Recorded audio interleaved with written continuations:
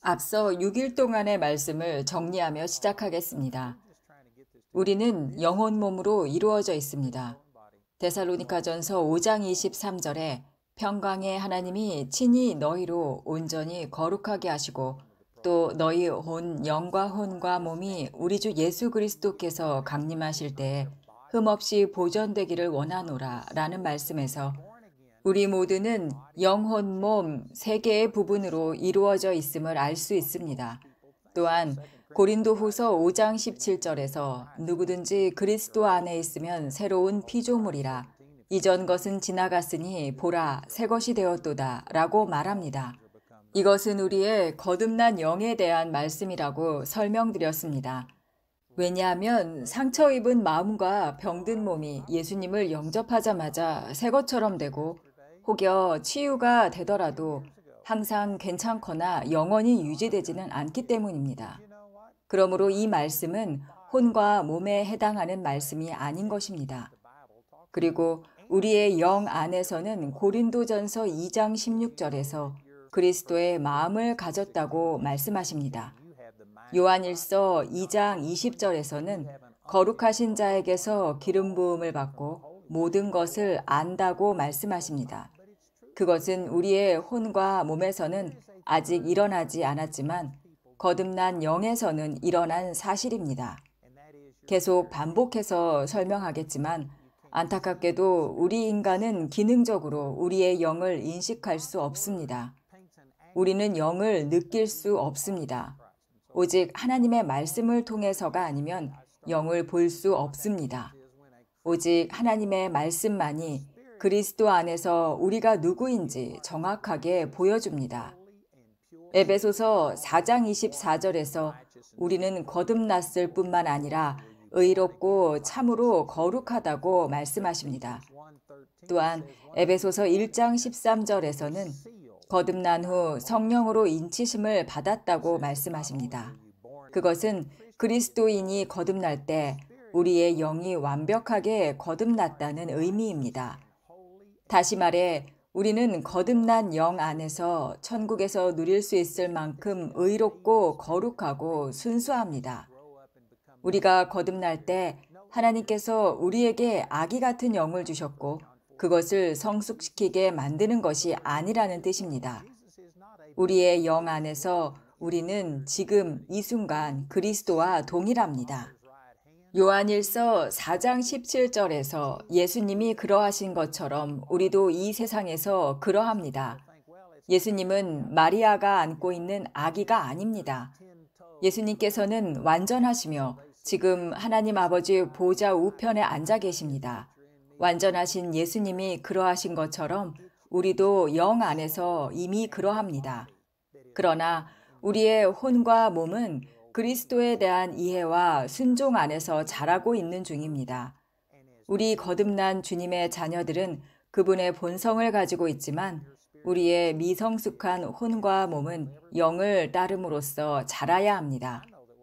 다시 강조하지만 우리의 영 안에서 우리는 지금 이 순간 예수님이 그러하신 것처럼 영원하고 완전하고 순수하고 안전합니다.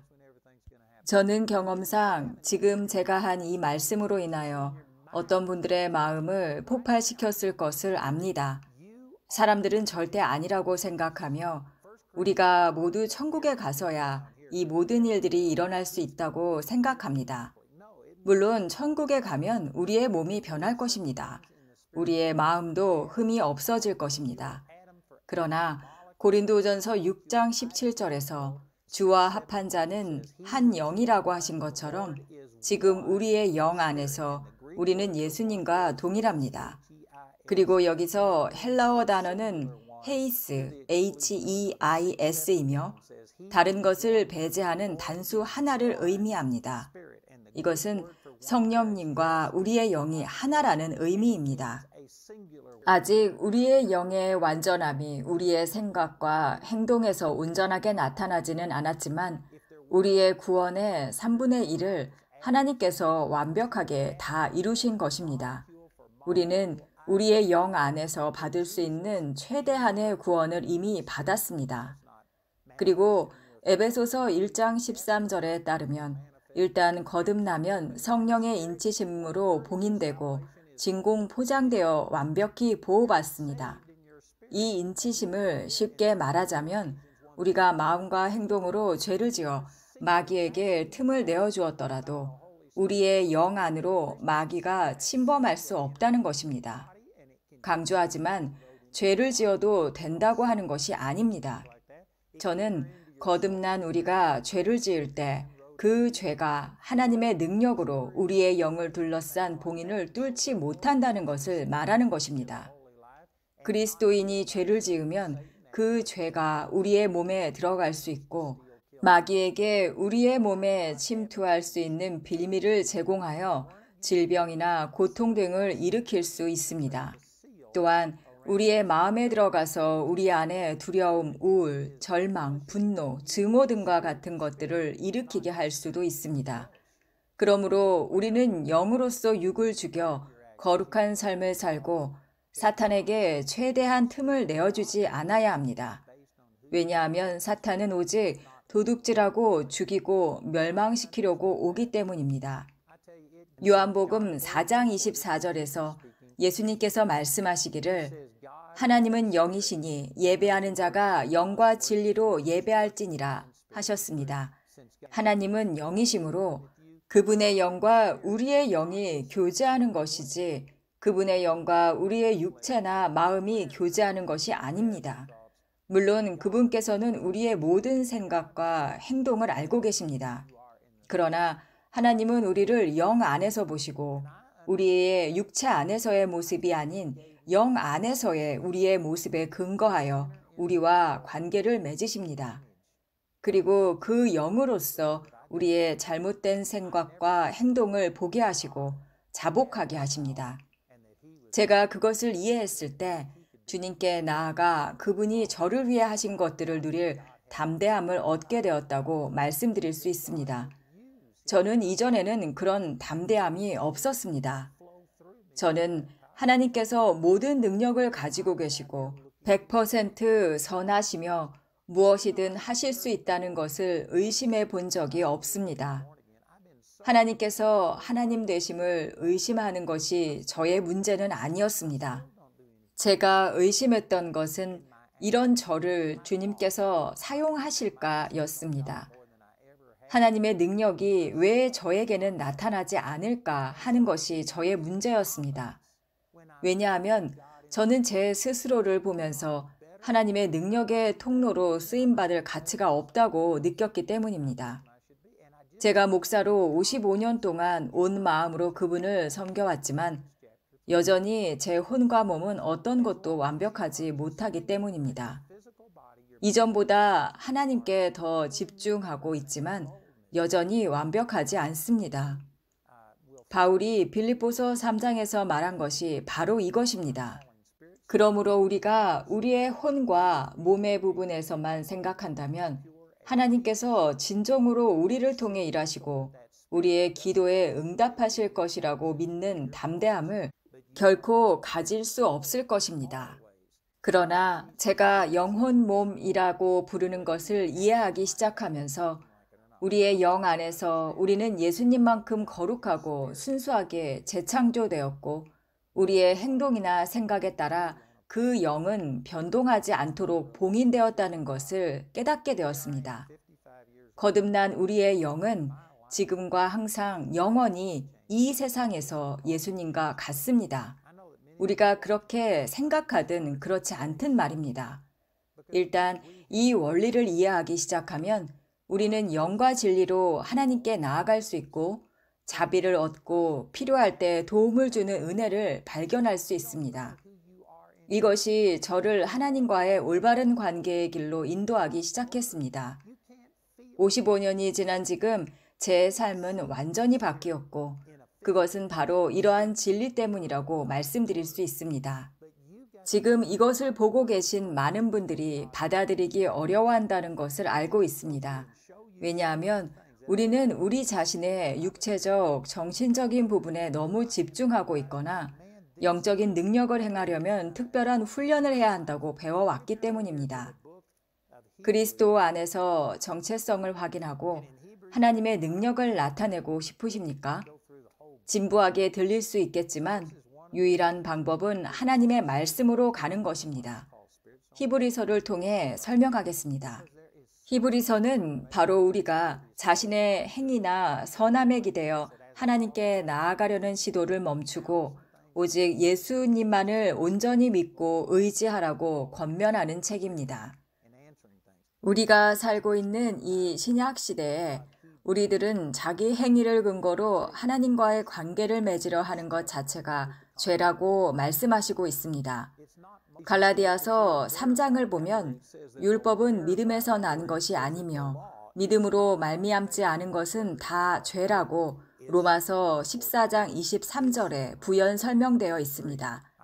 이 개념을 알기 위해 히브리서를 잘 이해해야 합니다. 히브리서 9장에서는 하나님의 성막에 대해 이야기하며 여러 기물들을 나열하고 그것들이 주님 안에서 우리가 경험하는 상징적인 의미와 어떻게 연결되는지 설명합니다. 5절에 언약궤에 대해 이야기하는데 그 위에 영광의 그룹들이 속죄소를 덮었으니 이것들에 관하여는 이제 자세히 말할 수 없노라 라고 되어 있습니다. 시간을 내어 성막의 모든 기물, 즉 히브리서 10장에 나오는 성전 휘장은 그리스도의 육체를 상징하며 그분의 몸이 찢어질 때 휘장이 둘로 찢어졌다는 것, 그리고 촛대와 진설병, 노제단은 희생 제사를 드리는 곳이라는 것을 살펴보십시오. 이 모든 것은 하나님과의 현재 관계에 대한 상징적인 의미를 담고 있습니다. 구약의 성막과 성전은 모두 신약의 실체를 보여주는 그림자였습니다. 하지만 속죄소를 덮고 있던 그룹들에 대해서는 이제 자세히 말할 수 없다고 합니다. 구약 성전과 성막의 기물 중에서 우리에게 적용되지 않는 유일한 것이 바로 이 그룹들입니다. 무슨 의미일까요? 왜 우리에게 적용되지 않을까요? 이 그룹들은 사람들이 하나님의 임재에 가까이 가지 못하도록 지키는 역할을 했습니다.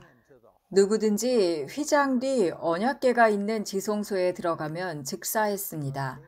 1세기 유대 역사가 요세푸스가 로마의 의뢰를 받아 유대 역사를 기록한 것에 따르면 지성소에 있는 하나님의 거룩함 때문에 대제사장이 1년에 단 한 번 속죄일에만 들어갈 수 있었고 들어가기 전에 정결의식을 거쳐 제물을 드려야 했다고 기록했습니다. 만약 모든 것을 완벽하게 행하지 못하면 하나님의 권능이 그를 즉사시켰다고 합니다. 하나님께서 우리를 너무 미워하셔서 누구든 허락 없이 들어오면 죽이시는 것이 아닙니다. 하나님은 너무나 거룩하셔서 우리가 하나님을 보면 하나님을 보고 살 자가 없다는 성경 구절처럼 우리가 죽을 수밖에 없기 때문입니다. 하나님을 잠깐이라도 뵙기만 하면 하나님께서 감히 이곳에 들어왔냐 하시며 즉사시키시는 것이 아닙니다. 하나님은 너무나 거룩하고 순결하시고 위엄이 있으셔서 우리의 육신으로는 그 순결함 속에서 존재할 수 없기 때문입니다. 하나님의 거룩함과 순결함에 압도되어 스스로 폭발하는 것과 비슷할 것입니다. 하나님은 하나님을 직접 보면 죽을 수밖에 없는 우리를 죽음으로부터 보호하기 위해서 언약궤 위 속죄소에 두 그룹 천사를 두신 것입니다. 그룹들은 강력한 천사들이었습니다. 잘못 해석이 그룹을 하프를 든 통통한 아기 천사로 왜곡시켰지만 창세기 3장에서 말씀하시듯 하나님께서 생명나무로 가는 길을 지키기 위해 에덴 동산 동쪽에 그룹과 두루 도는 불칼을 두셨다고 기록되어 있습니다. 이 그룹은 강력한 전사 천사였습니다. 에스겔 1장 10장에서도 그룹에 대해 더 자세히 읽어볼 수 있습니다. 요점은 그룹들은 언약궤를 보호하기 위해 있었다는 것이고 대제사장 외에 다른 사람들이 들어가거나 대제사장이 온전히 준비되어 있지 않으면 즉사했다는 것입니다. 요세푸스는 그래서 대제사장의 발목에 밧줄을 묶어 성소 밖으로 늘어뜨려 놓았다고 기록했습니다.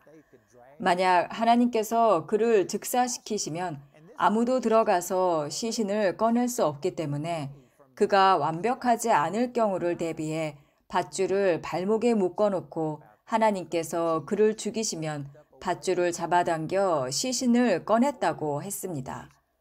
이렇듯 그룹들은 사람들이 죽지 않도록 하나님의 거룩함으로부터 사람들을 보호하는 역할을 했습니다. 하지만 이제 우리는 그것에 대해 자세히 말할 수 없습니다. 왜냐하면 예수님께서 우리를 위해 지성소에 들어갈 길을 열어주셨기 때문입니다. 히브리서 10장 19절에 그러므로 형제들아 우리가 예수의 피를 힘입어 담대히 지성소에 들어갈 수 있나니 라고 되어 있습니다. 이 편지를 받는 사람들은 히브리인들이었고 그래서 이 책의 이름이 히브리서입니다. 그들은 구약 율법 아래에 있었고 아무도 지성소에 들어갈 수 없었습니다. 그런데 여기서는 예수의 피를 힘입어 담대히 지성소에 들어갈 수 있다고 말하고 있습니다. 그 길은 우리를 위하여 휘장 가운데로 열어놓으신 새로운 살 길이요. 휘장은 곧 그의 육체니라. 이제 우리는 예수님께서 피 흘리심으로 우리를 위해 열어놓으신 새롭고 살아있는 길을 통해 하나님의 거룩한 임재에 담대히 나아갈 수 있습니다. 또 하나님의 집 다스리는 큰 제사장이 계심에 우리가 마음의 뿌림을 받아 악한 양심으로부터 벗어나고 몸은 맑은 물로 씻음을 받았으니 참 마음과 온전한 믿음으로 하나님께 나아가자. 이제는 우리가 완벽하지 않다고 해서 우리를 즉사시킬 그룹 또한 휘장과 함께 사라졌다는 것을 알 수 있습니다. 왜냐하면 예수님께서 자기 자신을 죄를 위한 희생 제물로 드리셨기 때문입니다. 지금 만약 그룹이 우리를 막아서 하나님의 임재 앞으로 나아가지 못하게 하려 한다면 우리는 예수님의 이름으로 그 거짓 그룹을 꾸짖을 수 있습니다. 왜냐하면 우리는 속죄함을 받았기 때문입니다. 만약 우리가 영과 진리로 하나님 앞에 나아간다면 거절당할 일은 없을 것입니다. 그러나 우리 자신의 선함이나 생각에 근거해서 하나님 앞에 나아간다면 우리는 여전히 합당치 않습니다. 그러나 우리가 영과 진리로 하나님을 예배할 때 우리는 예수님만큼 의롭고 거룩합니다. 왜냐하면 예수님의 영이 우리의 마음속에 보내심을 받아 아바 아버지라고 부르게 하셨고 하나님과 우리의 관계를 회복시키셨기 때문입니다. 로마서 8장 9절에 만일 누구든지 그리스도의 영이 없으면 그리스도의 사람이 아니라고 말씀하셨습니다. 우리는 거듭날 때 그리스도의 영을 받았습니다. 그것이 우리의 새로운 부분이며 영 안에서 봉인되어 있습니다. 이렇듯 우리가 영 안에서 우리가 누구인지 알지 못한다면 결코 담대하게 지성소로 나갈 수 없을 것입니다. 그러나 예수님을 통해 우리는 이제 형벌에 대한 두려움 없이 그룹들이 우리를 막으려고 할 것이라는 두려움도 없이 그분께 나아갈 수 있습니다. 우리는 예수님을 통해 하나님과 연합되었고 그 무엇도 우리를 그분으로부터 떼어놓을 수 없다는 사실을 깨달아야 합니다. 사도 바울은 로마서 8장에서 말씀하십니다. 내가 확신하노니 사망이나 생명이나 천사들이나 권세자들이나 현재일이나 장래일이나 능력이나 높음이나 깊음이나 다른 어떤 피조물이라도 우리를 우리 주 그리스도 예수 안에 있는 하나님의 사랑에서 끊을 수 없으리라. 맞습니다. 우리의 죄도 실패도 육신도 그 어떤 것도 하나님의 사랑과 능력으로부터 우리를 떼어놓을 수 없습니다. 그리고 예수님으로 인해 이전에는 결코 경험하지 못했던 새로운 차원의 하나님과의 관계 속으로 들어갈 수 있는 담대함을 얻게 된 것입니다. 그리고 저는 이 프로그램을 시청하는 많은 분들이 거듭났다는 것을 압니다. 만약 우리가 죽는다면 우리는 주님과 함께 천국에 있을 것입니다. 우리는 확신합니다. 그러나 우리 중에 상당수가 주님이 출입을 허락하신 지성소에 들어가지 않고 있습니다. 우리의 구원의 온전한 유익을 누리지 못하고 있습니다. 왜냐하면 우리는 우리의 영이 변화되었고 우리가 영과 진리로 하나님을 예배해야 한다는 것을 이해하지 못하기 때문입니다. 우리의 행위의 근거에서도 우리의 마음과 생각의 근거에서도 아닌 그리스도 안에서 우리가 누구인지의 근거에서 말입니다. 이것이 저를 변화시킨 것처럼 여러분도 변화시킬 것이라고 믿습니다.